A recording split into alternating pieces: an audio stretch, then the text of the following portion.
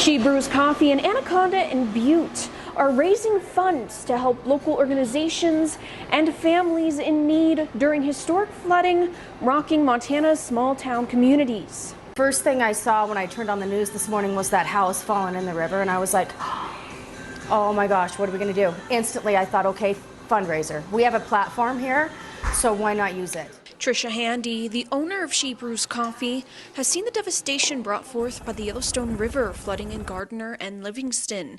She's seen the videos of Rock Creek rushing the streets of Red Lodge and the pictures of the Stafford Animal Shelter evacuating in Livingston. The Livingston Animal Shelter, it completely went underwater.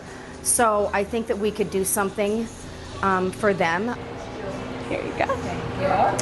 10% of sales will go toward the flood victims, and there will be jars at both windows at each location to donate as well. Handy and her managers, Mary Frisbee and Mandy Armstrong, want to challenge other businesses in Butte and Anaconda to start fundraising to help victims as well. I think that this is just a huge opportunity for all of us just to help our fellow Montanans and show them, you know, we care about you guys and we're here for you. Just wanting to reach out and help as many people as possible is our goal.